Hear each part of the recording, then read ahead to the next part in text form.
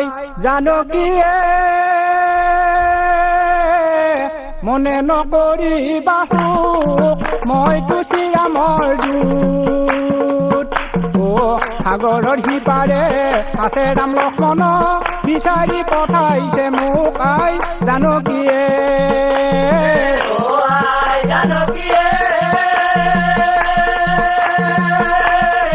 মনে নকৰিবা সুখ মইতো শ্ৰীৰামৰ দূত সাগৰৰ সিপাৰে আছে ৰাম লক্ষ্মণ বিচাৰি পঠাইছে মোক আই জানকীয়ে হনুমানে দিলে দয়া নিজ পৰিচয় ৰামৰ আঙুঠি দিয়া কৰিলা দিলে ক জানকী মধু ফল খায়া হনুমানৰ অমৃত সমান ফল সুধিলন্ত এই ফল সীতাৰ মুখত সম্ভেদ মায়া কৰি ব্ৰাহ্মণ বেশে স্বভাৱে বান্দৰ জাতি লণ্ড ভণ্ড কৰি বৃক্ষৰ তাক দেখি দুষ্ট গণে ৰজাৰ লাগত কথা মহাৰাজ মহাৰাজ মহাৰাজ কৈলা সৰ্বনাশে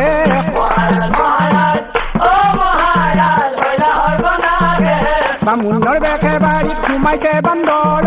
উপায় বুদ্ধি নাই একো খেদিবা ৰাখে আমি গৈলো বেগে ধাই আমাক দেখি আহি বান্দৰৰ কাণ্ড শুনি ৰাজা লংকেশ্বৰ পঠাইলা অনেক সৈন্য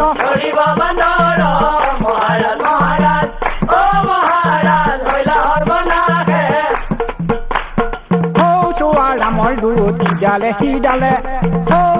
ৰামৰ দূত ইডালে সিডালে ডাল ভাঙি ফল খাই মলুৱা বান্দৰে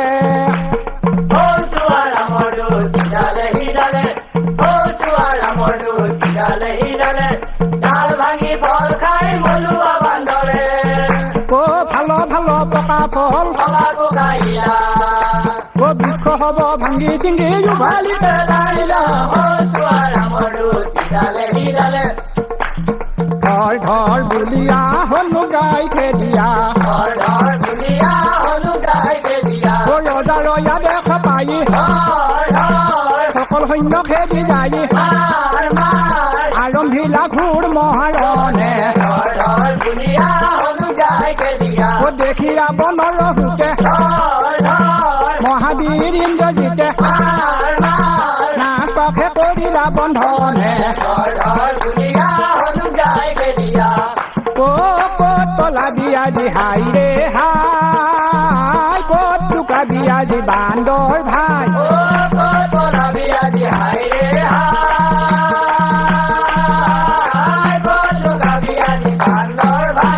সাংগী বান্ধি সভা মাজে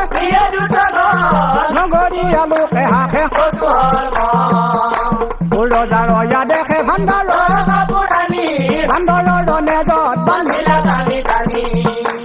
যেন তেন কৰি তেল মহাৰংগে সৈন্যগণে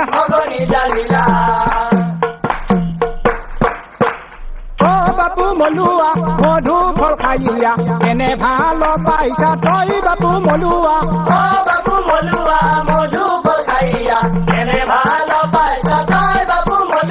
নেজৰ জুই দপ দপ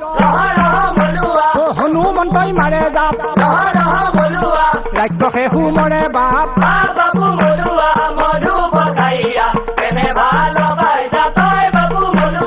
ইঘৰ সিঘৰ কৰি জ্বলি যাই লংকাপুৰী নগৰীয়াৰ লাগে হাহা